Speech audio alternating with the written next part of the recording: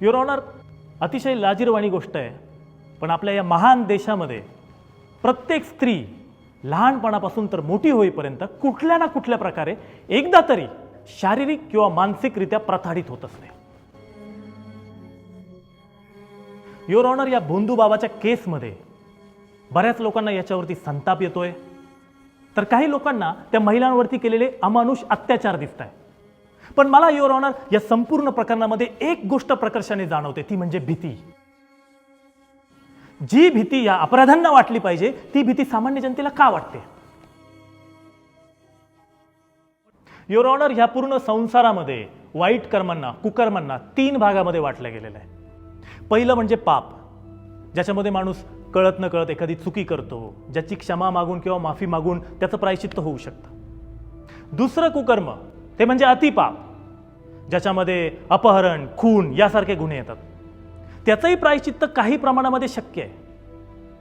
पण तिसरं येतं ते म्हणजे महापाप, ज्याचं प्रायश्चित्त कदापि शक्य नाही, त्याला कधीही माफी होऊ शकत नाही. यावरती पार्वती मातेने शिवजींना टोकलं आणि आश्चर्याने विचारलं की हे प्रभू, रावणाने तर फक्त सीतेचं अपहरण केलं होतं, ते अतिपापा अंतर्गत यायला पाहिजे, तुम्ही त्याला महापाप का मानताय?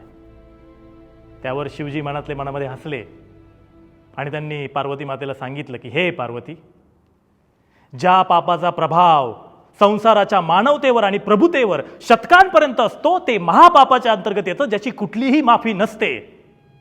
मी रावणाला माफ केलं असतं जर त्याने रावण बनून सीतेचं अपहरण केलं असतं, पण त्याने एक साधूचा वेश धारण करून सीतेचं अपहरण केलं, ज्याचा परिणाम संसाराच्या साधुत्व आणि सनातनवर वर्षानुवर्ष राहू शकतो. मी त्याला कधीही माफ करू शकत नाही. आणि हा रावण आहे युअर ऑनर, रावण. याने गुरु भक्तीसोबत विश्वासघात केलाय, यांनी त्या भोळ्या भाबड्या महिलांच्या श्रद्धेसोबत विश्वासघात केलाय, यांनी तुमच्या आपल्या सगळ्यांच्या महादेवासोबत विश्वासघात केलाय. याला कदापि माफी झाली नाही पाहिजे. I pray a death penalty.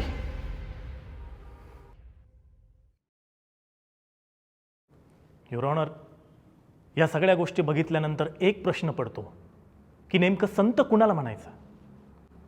जर उच्च शिक्षित लोक सुद्धा असल्या भोंदू बाबांच्या कारनाम्याला बळी पडत असतील, तर मग सामान्य जनतेचं काय? मला असं वाटतं आज आपण सगळ्यांनीच आपल्या अंतरंगामध्ये डोकावून बघण्याची एक गरज आहे. कदाचित तेव्हा आपल्याला समजेल की खरे संत कोण.